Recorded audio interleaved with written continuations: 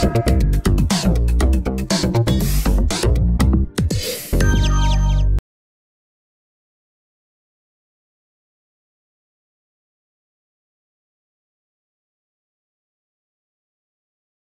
bien, bonjour à tous. Nous sommes toujours sur le salon SG Paris pour ce thème consacré aux smart grids et nous allons désormais nous intéresser à l'effacement, au dispositif d'effacement et de stockage avec deux experts avec nous. D'abord, Cécile Georges. Bonjour madame. Bonjour. Vous êtes la directrice de l'accès au réseau électrique de la Commission de régulation de l'énergie, la CRE donc, qui est un organisme indépendant, rappelons-le, et dont la mission est de s'assurer du bon fonctionnement des marchés de l'énergie, plus particulièrement de l'électricité et du gaz en France. Tout à fait. Merci de votre présence. Avec nous également Olivier Hersan, bonjour. Bonjour. Alors vous êtes le fondateur d'Activity, on vous connaît bien à Cleantech République, vous avez gagné un de nos prix et on a toujours un petit peu de mal à expliquer ce que vous faites. Donc vous êtes dans le machine to machine, dans l'internet des objets et pour simplifier, vous allez être un acteur technique permettant l'interconnexion des objets entre eux et donc un acteur des smart grids très prochainement si j'ai bien compris. Alors, j'espère clarifier, tenter une nouvelle fois de clarifier un peu. Alors peut-être on va commencer avec vous, Madame Georges, pour fixer les idées. Est-ce que vous pourriez nous donner la définition de l'effacement? Qu'entend-on par effacement? Alors l'effacement, c'est une modification, une diminution temporaire de la consommation. Peut-être pour l'illustrer, je vais prendre quelque chose qu'au moins un Français sur trois connaisse, c'est leur pleine heure creuse. Sur le compteur, les gens qui ont ce dispositif historique de tarification savent que les prix de l'énergie seront plus bas la nuit que la journée et donc spontanément vont par exemple lancer le lave-vaisselle plutôt longtemps après le dîner qu'immédiatement après parce que ce sera moins cher. Et en plus, la plupart ont un chauffe-eau électrique qui sera commandé à distance, piloté à distance, dont on entend généralement qu'il se met en route vers 22 heures au moment où les prix de l'énergie deviennent plus bas. Et je dirais que j'ai pris cet exemple parce que ça illustre les deux modalités les plus classiques d'effacement. D'une part, des effacements tarifaires, donc par un signal prix, et d'autre part, des effacements par des dispositifs techniques qui pilotent à distance des usages, le chauffage électrique ou le chauffe-eau. Alors très bien, donc ça c'est la vision consommateur, mais pourquoi a-t-on besoin d'effacer? Alors, on a besoin d'effacer parce que les lois de la physique font qu'en l'électricité, il faut qu'à tout instant, la production soit égale à la consommation. Et par conséquent, pour assurer cet équilibre, on peut choisir, par exemple, de moduler la production, l'augmenter ou la diminuer selon les besoins, et de moduler aussi la consommation. Donc les effacements sont, avec la production, un des éléments qui permettent d'assurer cet équilibre offre-demande. Et puis on le voit dans l'exemple heure pleine, heure creuse, si je reporte ma consommation d'un moment où l'énergie est chère à un moment où elle est moins chère, je peux faire des économies. Et a-t-on un besoin d'effacement en croissance? C'est l'impression qu'on a. Et si oui, pour quelles raisons? Alors, on a effectivement un besoin d'effacement en croissance. D'abord parce que les besoins auxquels je faisais allusion, l'efficacité économique ou la sécurité d'approvisionnement, existent toujours. Et ils sont même renforcés par deux points principaux. Le premier, c'est les pointes de consommation. Chaque année, on annonce des records de consommation et plus encore que la consommation en général, c'est la consommation aux heures de pointe les plus chargées de l'année qui croît encore plus vite que la moyenne. Et le deuxième élément qui fait qu'on a besoin de plus en plus de flexibilité du côté de la consommation, c'est que, à côté de la production classique, se développe de plus en plus la production à base d'énergie renouvelable, photovoltaïque ou éolienne. Et lorsque le soleil ou le vent, l'ensoleillement ou le vent fluctuent, il faut pouvoir faire appel à de la flexibilité dans le dispositif, soit côté production, thermique probablement, soit côté consommation. Oui, puisque si on ne respecte pas cette flexibilité, le risque ultime, c'est le fameux blackout, c'est ça? Exactement. Si la production et la consommation divergeaient, s'écartaient l'une de l'autre trop, in fine, on arriverait au blackout. Est-ce qu'on est capable de dimensionner ces besoins? Monsieur Hersan, vous qui voyez ceci comme un marché, peut-être vous avez étudié le sujet. Est-ce qu'on a une idée aujourd'hui du besoin à l'échelle d'une année, par exemple, en effacement? Alors, les deux besoins qui ont été évoqués sont effectivement assez distincts. Il y a le besoin de passer la pointe, Donc ça, c'est un besoin essentiellement à la fois économique et sécuritaire. Économique, pourquoi? C'est parce que la pointe coûte cher, donc on voit bien que spontanément, on a intérêt à consommer avant et après. Et sécuritaire, c'est parce qu'au cas où arriverait un accident de production ou une erreur de prévision pendant la pointe, il faut quand même être capable de la passer. Donc ce besoin-là, il est quantifié, alors je n'ai pas le temps de l'expliquer ici, mais il est quantifié très précisément par RTE, dont c'est le rôle essentiel, de faire des projections, des scénarios de panne, etc. Et il est parfaitement connu et en général acheté à l'avance sous forme d'options long terme, c'est-à-dire que RTE va acheter la capacité, dans le cas de la panne la plus grosse prise en compte, d'aller couper un certain nombre de consommations pour rétablir le réseau. L'autre besoin, donc celui-là est quantifié, il est d'ailleurs dans les documents publiés par RTE tous les ans. L'autre besoin, il est de quel ordre à peu près en puissance? Alors c'est compliqué de vous répondre comme ça, c'est quelques centaines de mégawatts, mais il va se répartir dans des besoins à très court terme, ce qu'on appelle les réserves rapides, des besoins à moyen terme, à 15 minutes, voire des besoins prévus la veille. Il y a toute une série d'appels d'offres qui sont prévus sur ces différentes capacités. Et réglementairement, donc c'est une partie de ce marché-là qui va évoluer d'un marché qui est actuellement administré par RTE vers un marché où RTE fixe des objectifs d'achat pour les différents fournisseurs d'électricité et ceux-là doivent se fournir auprès des gens qui ont de la flexibilité. Donc il y a une très très grosse évolution en cours à ce niveau-là. Mais on va dire que c'est un marché bien connu, qui est classique, voilà, qui n'a pas changé techniquement ces dernières années. Ce qui change beaucoup ces dernières années, c'est l'arrivée effectivement de l'éolien et du photovoltaïque. Et en fait, c'est un double mouvement. D'une part, l'éolien et le photovoltaïque arrivent réellement et de plus en plus sur les marchés. Et d'autre part, il y a un effet d'éviction, c'est-à-dire du fait que cette énergie à coût marginal nul arrive, un certain nombre de moyens de production flexibles, en particulier des centrales de production à gaz, sortent du marché. Or, c'était traditionnellement ces centrales-là qui assuraient les besoins de flexibilité.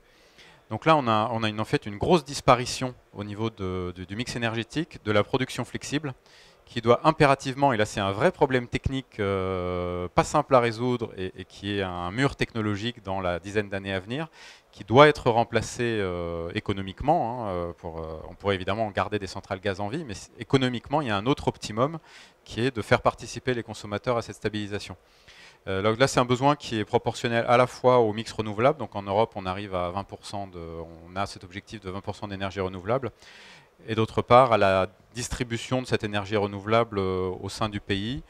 Mais de plus en plus, c'est une instabilité qui est au niveau de la plaque européenne, puisqu'elle se transmet par les marchés financiers court terme, les fameux marchés spot, qui font que quand il y a trop de vent en Allemagne, le prix de l'électricité est influencé très rapidement en France. Donc là, c'est un besoin qui est extrêmement croissant, du fait de l'arrivée des renouvelables et du fait de la mise sous cocon, on dit de l'arrêt progressif d'un certain nombre de catégories de production flexibles. Donc on verra justement tout à l'heure les solutions ensemble. Juste avant, aujourd'hui, comment ça fonctionne? Parce que vous l'expliquez, c'est juste une extension finalement à laquelle on assiste. Aujourd'hui, comment se passe cet effacement? Est-ce qu'il y a déjà un marché? De la vision que j'en avais, c'était encore un petit peu artisanal. Est-ce que vous pouvez nous expliquer comment ça se passe? Vous avez raison, il y a déjà aujourd'hui des effacements.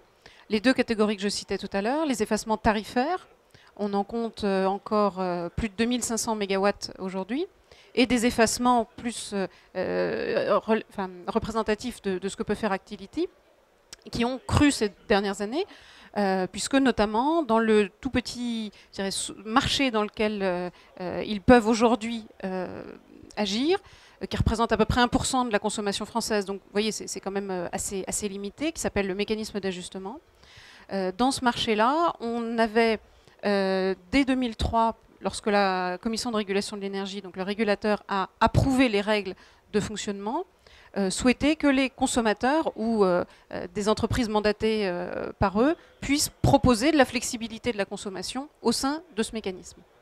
Donc ça existe depuis 2003, et depuis, on a vu une augmentation très significative, puisqu'on est passé d'une centaine de mégawatts à plus de 500 mégawatts.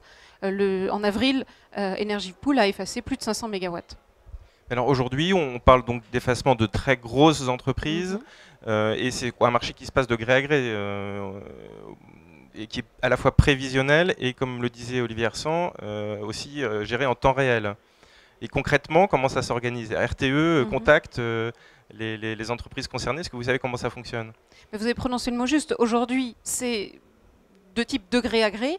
Et une des évolutions majeures qui vont se passer dans les prochains mois, c'est l'innovation qui est apportée par la loi qui a été adoptée au printemps, en avril, loi dite Brottes, et qui permet aux effacements de venir non seulement dans ce petit marché qui est le mécanisme d'ajustement, mais plus généralement dans le marché spot de l'énergie, de l'électricité. Et donc, probablement, une possibilité de développement bien supérieure, potentiellement 100 fois supérieure, en tout cas dans le volume de marché. Donc ça, c'est un pas absolument crucial. Et au surplus, cette même loi prévoit un soutien aux effacements avec une prime spécifique qui est en cours de calcul. Alors, dernier point sur l'existant, vous n'avez pas cité dans l'effacement tarifaire le tarif EJP. Est-ce qu'il existe encore? Et si, visiblement plus vraiment. Et quelles sont les raisons de cet échec? Il existe encore. Certains clients ont des tarifs effacement jour de pointe, EJP ou des effacements tempo. Mais vous avez raison, il a fortement décru ces 10 dernières années ou ces 15 dernières années, passant de plus de 6000 MW à, je disais, 2500 aujourd'hui.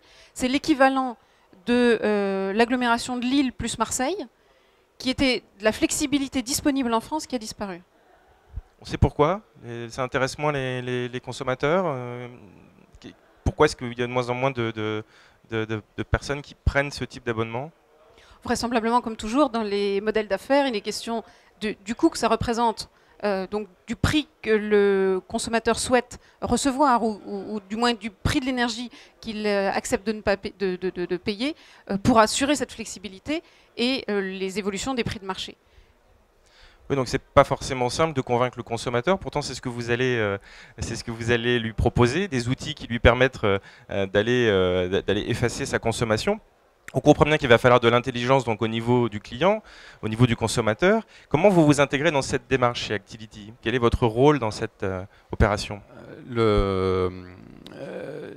y a deux manières de voir la flexibilité. Une manière, on va dire, très, très américaine, mais même là-bas, ça ne se fait pas, c'est les prix dynamiques et extrêmement volatiles. Si vous voulez qu'un client soit très très réactif, vous lui faites voir des prix qui sont les prix brutaux de marché, avec des pointes, avec des ultra pointes, ça peut monter à 3000 €. À certains moments, vous avez des prix négatifs. En France, on le voit peu, mais dans des marchés nordiques, vous pouvez voir du moins 140 € par mégawattheure à un certain moment. Et vous attendez que le client s'adapte en temps réel. Donc ça, c'est assez vrai dans le milieu industriel.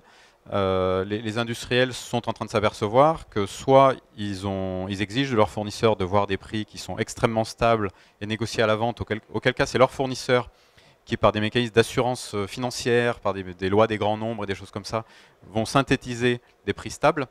Mais évidemment, cette synthèse de prix stable a un coût qui est très important, et donc l'industriel voit ce coût. Puis il y a une autre manière, des industriels qui sont flexibles, intrinsèquement. Une centrale d'eau potable, vous prenez de l'électricité, vous la transformez en énergie potentielle dans de l'eau. Vous pouvez arrêter de pomper, vous pouvez pomper plus vite. Donc vous avez intrinsèquement dans votre outil de production une batterie, qui n'est pas valorisée comme telle, mais vous l'avez. Donc ce qu'on propose à ces industriels, c'est de mettre en place des algorithmes. Donc notre rôle, c'est de décrire ces algorithmes qui vont en permanence, à partir de l'outil industriel, donc cette pompe, générer des options d'achat et des options de vente d'énergie sur tous les marchés accessibles. Donc actuellement, c'est vrai qu'en France, le seul marché accessible, c'est le mécanisme d'ajustement. Demain, il y aura peut-être le marché spot qui sera également accessible. Les industriels qui disposent de capacités de flexibilité peuvent aujourd'hui négocier cette flexibilité court terme, donc sous forme d'options d'achat d'électricité ou de vente d'électricité à très court terme, typiquement un quart d'heure, une demi-heure, auprès du marché d'ajustement, la contrepartie étant RTE. Donc, comme on le soulignait à l'instant, c'est un marché relativement étroit, qui est en gros le marché de l'erreur de prévision, 1% de la consommation totale. Et l'autre marché qui va s'ouvrir suite à la loi Brottes, c'est le marché effectivement intraday, donc le marché court terme et le marché spot, via de la vente d'énergie sur ces marchés-là. Donc ça, c'est directement à portée d'un industriel. Maintenant, quand on est un résidentiel, le fonctionnement du marché d'effacement sera vraisemblablement très différent. On ne peut pas attendre d'un particulier d'aller observer, scruter les prix d'énergie, etc.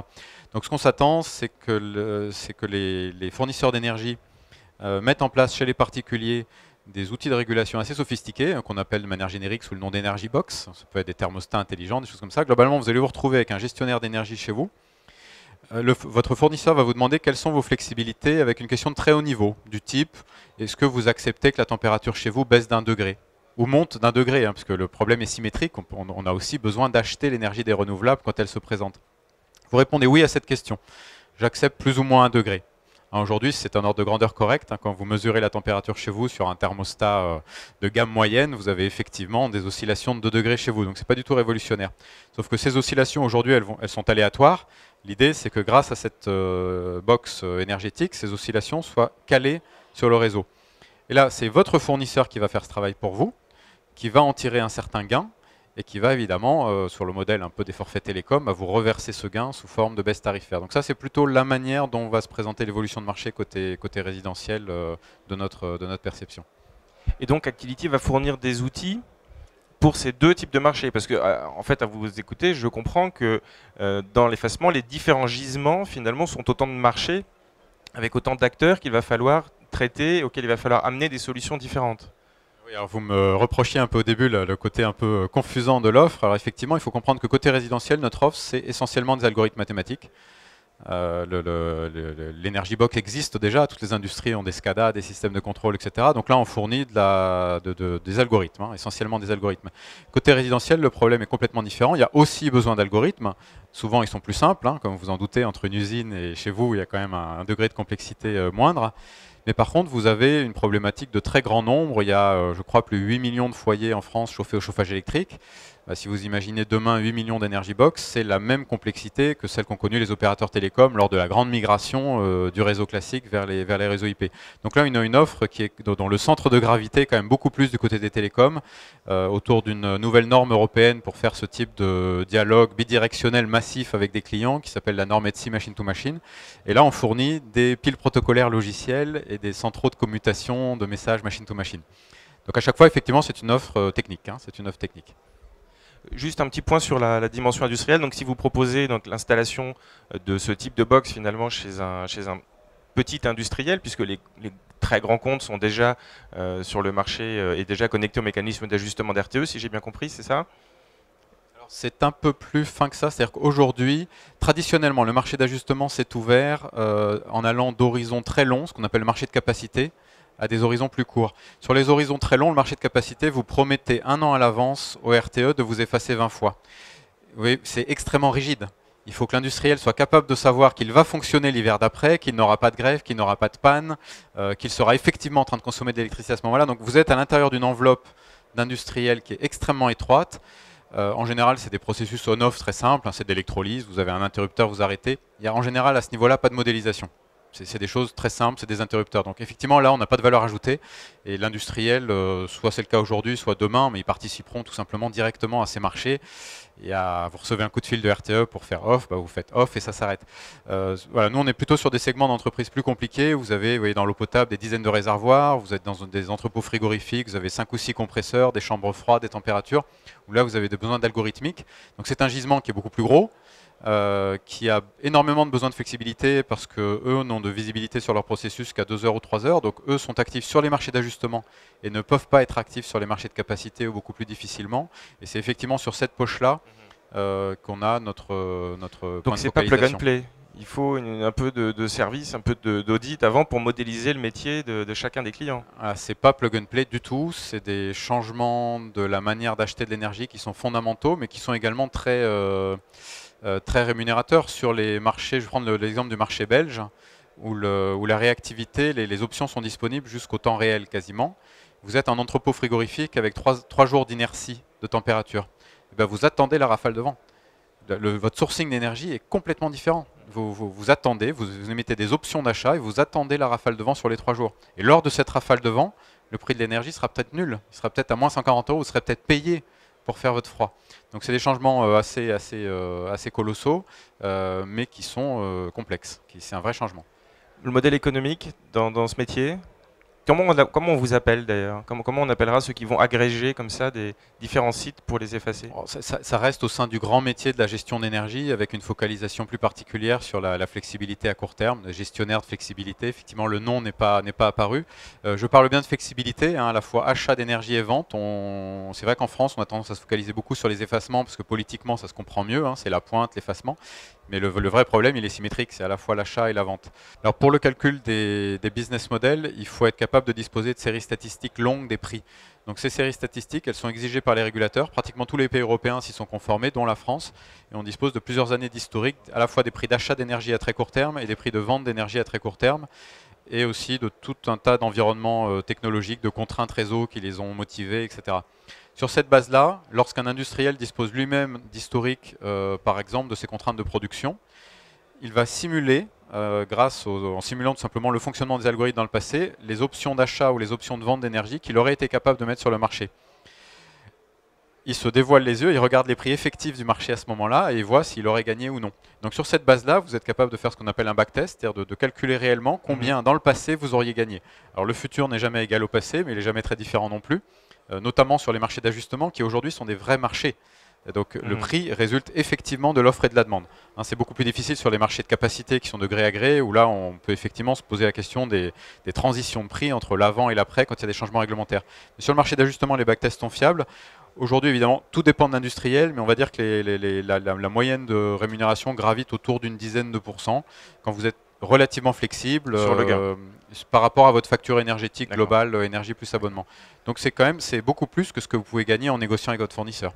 Donc voilà, on comprend. Avec des retours sur investissement de quel ordre pour l'industriel qui s'équipe? Alors pour les industriels, les retours sur investissement sont en général très courts puisqu'ils sont déjà équipés en automatique, en SCADA. Donc ils n'achètent uniquement de la matière grise, hein, ils achètent un algorithme. Pour les particuliers, c'est une grande question. Nous, on fait partie des acteurs qui sont persuadés qu'il existe un modèle économique fondamental. Une box, les box triple play existent. On est persuadé également, et on est un acteur un peu spécifique sur ce point-là, qu'il existe une synergie naturelle entre les acteurs des télécoms et les acteurs d'énergie, notamment pour le partage de cette box, qui est un des gros points évidemment un des gros points de coût. Mais il y a des débouchés. Les déplacements d'énergie, aujourd'hui, votre chauffage se déclenche de manière aléatoire toute la journée, alors que vous avez des pointes à midi et à 8 heures. Donc le déplacement d'énergie est en lui-même très rentable. Les micro-déplacements sur les marchés d'ajustement sont en eux-mêmes très rentables. Et l'un dans l'autre, on est persuadé qu'il existe un business case fondamental, en particulier en France, qui est le pays du chauffage électrique. Et pour une fois, pour le smart grid, c'est vraiment une chance. Et alors, est-ce que la réglementation est prête pour tout ça? J'ai entendu parler notamment d'une problématique de seuil en dessous desquels on ne peut pas participer au marché. Alors je vais être très honnête là-dessus, nous tous, les effaceurs, on est des messieurs plus, on veut aller très vite et on veut mettre en place le Graal tout de suite, donc on râle.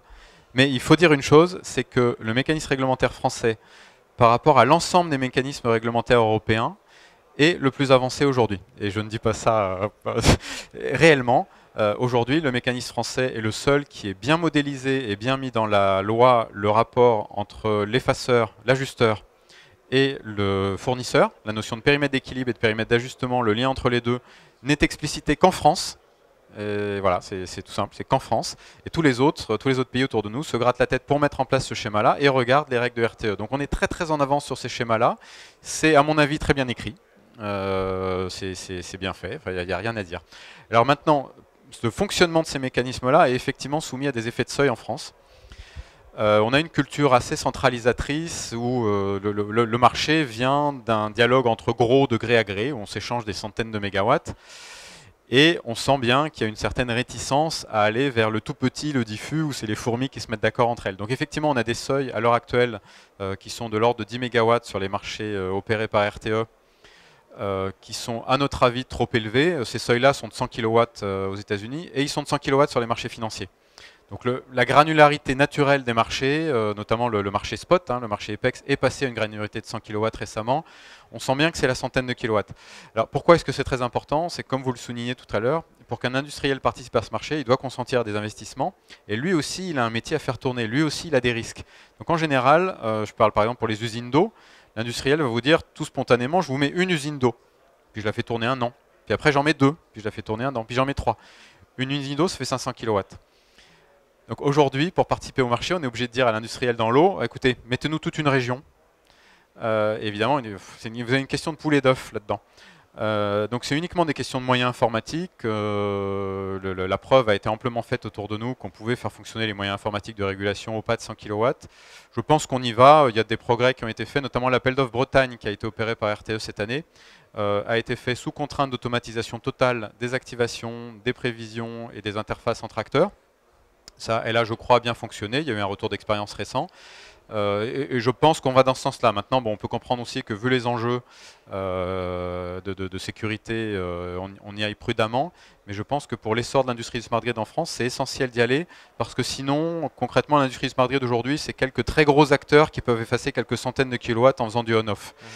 C'est bien, mais ce n'est pas l'industrie du smart grid de demain. Ce n'est pas avec ça qu'on développe la matière grise de l'effacement. Et ça serait quand même dommage que ça se développe chez nos voisins, alors que le cœur réglementaire est nettement plus avancé, il est simplement moins bon sur le niveau des seuils.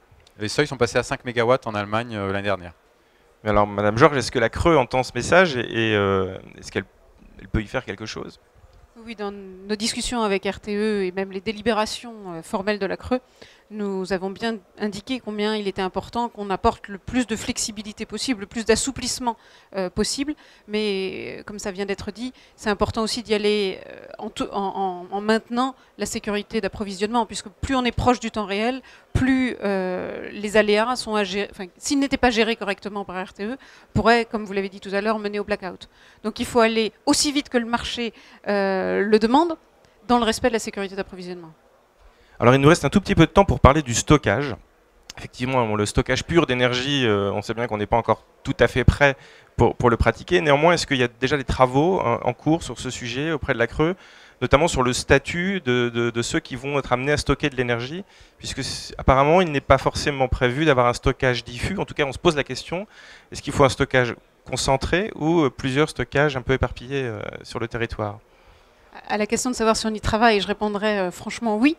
À titre d'exemple, la semaine dernière, on avait organisé à la Creux un atelier de travail sur ce sujet-là, avec des Saft, des Schneider, des gestionnaires de réseau, des fournisseurs, etc., pour discuter exactement des questions que vous posez, partager les expériences. Il y a quelques expériences étrangères extrêmement intéressantes, de valorisation combinée de batteries pour un usage qui était le transport et pour un usage différent qui est l'énergie pure, la vente d'électricité.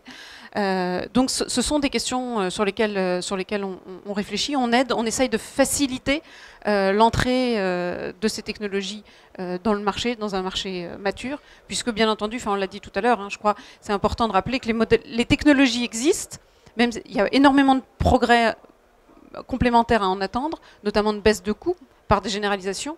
Et aujourd'hui, le modèle économique n'est pas encore complètement trouvé pour tous les industriels.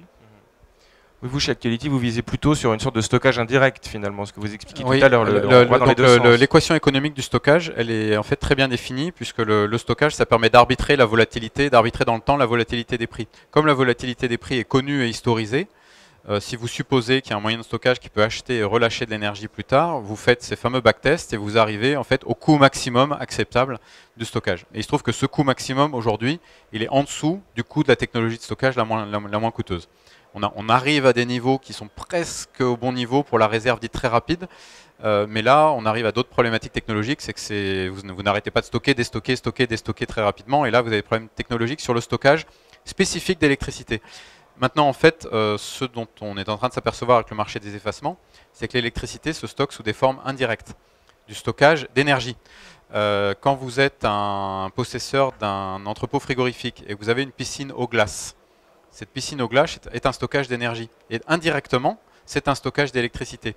Ces moyens de stockage, en fait, ils ont pour caractéristique chez beaucoup d'industriels d'exister déjà, d'être déjà en place et d'être souvent économiquement bien mieux rodés. Vous voyez, de l'eau, de la glace, ça vous coûte du béton pour faire des murs et c'est des glaçons. Donc en fait, le besoin de stockage, on pense, va être comblé. Il y a un merit order, hein, comme dans l'électricité. Il y a une certaine demande de stockage en volume qui vient en gros de la volatilité du réseau et des éoliens. Et ce besoin va être comblé au fur et à mesure des coûts marginaux des moyens de stockage. À ce jeu-là, les industriels sont les grands gagnants. Une usine d'eau potable qui a une pompe, son moyen de stockage, elle l'a déjà, il est amorti depuis longtemps. Donc il lui coûte rien. Donc là, vous démarrez à un merit order coût zéro. L'industriel qui a une piscine eau froid, il va se poser la question de rajouter 50 cm de mur pour rajouter 100 m3 dans sa piscine. Ça va lui coûter 50 cm de mur et ça fait beaucoup d'énergie de 100 m3 de glace. Et puis bon, progressivement, on va arriver à des moyens de stockage de plus en plus compliqués. Parallèlement, les moyens de stockage purement électriques, super capacité, batterie, etc. baissent et à un moment vont arriver dans l'équation. Mais quand on pense stockage, il faut bien penser au merit order complet du stockage. Et actuellement, ce qui est en train de se passer, c'est que on va dire les premiers 3/4 de ce merit order vont vraisemblablement être comblés de manière tout à fait naturelle par les industriels, par le chauffage électrique en France. Quand vous combinez une maison RT 2012 parfaitement isolée et une pompe à chaleur, vous avez un moyen de stockage parfait. Donc pour le moment, stockage indirect et diffus. Et largement diffus, de plus en plus diffus. Eh bien, merci à vous deux. Merci de nous avoir éclairés. Merci à vous également, internautes, de nous avoir suivis. Je vous rappelle que vous pouvez retrouver nos autres vidéos, et notamment celle du thème Smart Grid, sur cleantechrepublic.com.